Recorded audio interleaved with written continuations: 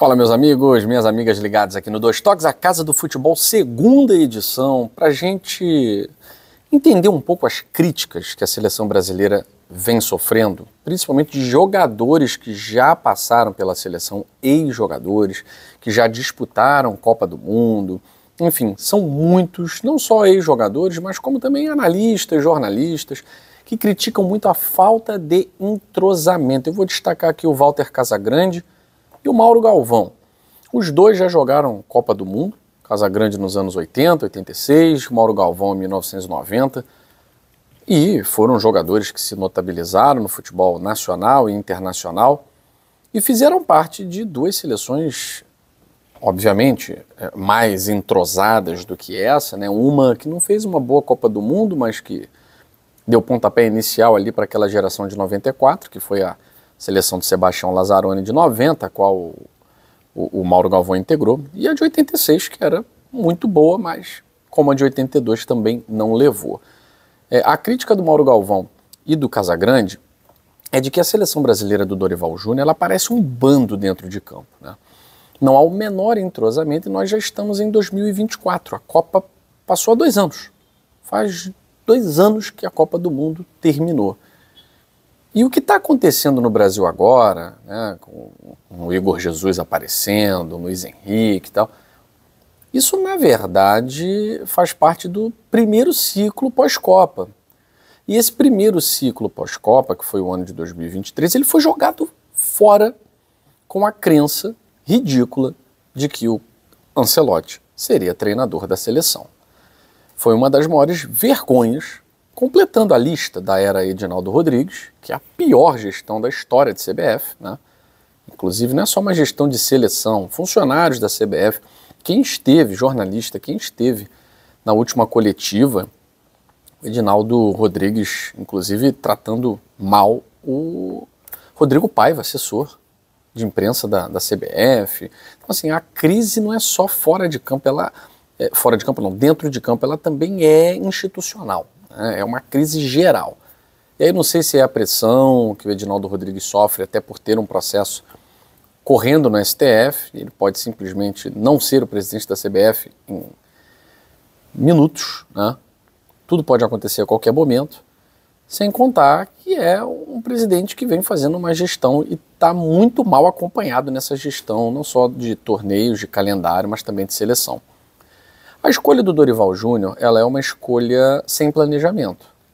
Eu simplesmente pego um dos melhores treinadores num cenário de futebol brasileiro. E isso acaba gerando uma série de problemas, assim como foi com o Fernando Diniz, da mesma forma é com o Dorival Júnior. São treinadores sem qualquer experiência internacional e que vão lidar com jogadores que atuam no mercado, no futebol internacional. Isso tem uma questão, não é que o jogador não respeite o treinador, mas ele não vê no treinador uma figura de autoridade máxima quando o assunto é competição internacional. Ganhar a Libertadores não faz do Fernando Diniz um treinador apto a comandar jogadores que atuam, por exemplo, no Real Madrid, no Manchester City, no Barcelona. Ele não sabe como as seleções jogam, ele nunca passou por essa experiência. E a gente não vai encontrar nenhum treinador brasileiro que tenha vivido essa experiência. O último foi o Vanderlei Luxemburgo, que foi treinador da seleção brasileira e passou pelo Real Madrid. E era realmente um treinador muito acima da craveira comum, muito acima do que havia no mercado. E olha que o mercado nacional era muito bom, nós exportávamos treinadores. Agora não é o caso porque a escola brasileira está ultrapassada, a gente precisa assumir isso, quanto antes a gente assumir isso, a gente consegue salvar a seleção brasileira, salvar uma Copa do Mundo. Por exemplo, uma Copa de 2026, eu não vejo a menor condição de a seleção brasileira ganhar nesse momento. Primeiro que, faltando 2 anos para a Copa do Mundo, nós não temos um time. O Dorival Júnior, em outubro de 2024, está fazendo ainda experiências, até porque ele é treinador da seleção há pouquíssimo tempo. E aí você tem a questão, o jogador do Real Madrid não joga nada na seleção brasileira, o jogador que atua no exterior não joga absolutamente nada na seleção brasileira. Na verdade, ele não joga nada sob o comando do Dorival. Isso é um problema da comissão técnica, que não sabe como encaixar esses jogadores, e é um problema para a Copa do Mundo, porque você vai enfrentar jogadores que você nunca enfrentou anteriormente. Um futebol que você só vê pela TV, só analisa via vídeo, você não vive isso. Qual era a importância de você trazer um treinador do patamar de um Guardiola, do patamar de mesmo um José Mourinho, um Ancelotti, que são treinadores que viveram, vivem e ganharam, são vencedores, né, no mercado europeu? É exatamente o olhar diferenciado do jogador para o treinador, porque o Rodrigo olha para um Ancelotti, porque o Vinícius Júnior olha para um Mourinho, como, pô, esse cara foi sinistro, esse cara foi o cara. Ele já ganhou tantas Champions, tantos campeonatos ingleses, então, esse é o cara. Ele está aqui porque ele quer, e ele quer ser campeão. E outra, além do olhar do jogador mudar, a maneira como o treinador, acostumado com o ambiente de futebol internacional de qualidade, que é o ambiente europeu, vai fazer esses caras jogarem, a maneira como ele vai organizar taticamente o time é diferente, é totalmente diferente. E aí vem aquela ideia de, pô, então por que não só convoca jogador que atua no futebol brasileiro? A ideia é tentadora. É um ideal meio romântico, né? E, de certa forma, tem uma série de argumentos para defender isso. Só que ele não se sustenta na parte técnica. A gente não vai ter uma seleção que compita de igual para igual com uma seleção inglesa, com uma seleção alemã, com uma seleção espanhola, campeã, né?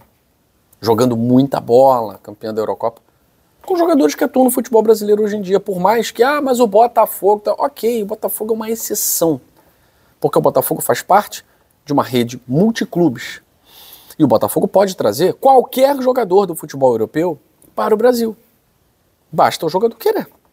O Almada quis, é um jogador campeão de Copa do Mundo, Luiz Henrique e Igor Jesus quiseram, são jogadores com potencial para jogar a próxima Copa do Mundo. Então o Botafogo é uma exceção. Exceção. O jogador comum, numa situação comum, ele não vai querer atuar no futebol brasileiro. Porque, enfim, é um futebol top 6, ok. Mas é menor do que 5 ligas. 5 ligas é muita coisa, né? Ele vai preferir atuar na Inglaterra, na França, na Alemanha.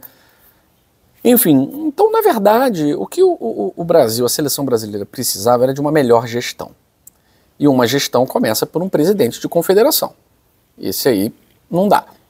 Depois, com um presidente de federação que saiba fazer gestão, escolher um treinador que possa transformar o futebol brasileiro num futebol minimamente competitivo. O Brasil está sofrendo para competir com o Chile. O Brasil está sofrendo para competir com a Venezuela. E isso é inadmissível. Isso é inadmissível. Então fica aquela questão. Um time só de jogadores do Brasil, isso é muito legal, traz o torcedor, todo mundo vai querer acompanhar o sentimento de brasilidade, mas não vai levar a lugar nenhum numa Copa do Mundo. Porque os melhores estão lá fora. Você precisa de alguém que saiba o que dizer para esses melhores que estão lá fora. Como comandá-los, como fazê-los jogar. E é isso que a seleção brasileira precisa. E eu não sei se isso a seleção brasileira vai ter até a Copa do Mundo de 2026. Então, a tendência é que seja mais do mesmo. Vamos para a Copa, eba, vamos acompanhar a Copa do Mundo. Para chegar até as quartas de final. Por enquanto é o que a gente está vendo. Eu fico por aqui. Amanhã a gente volta com mais 2 toques, a casa do futebol.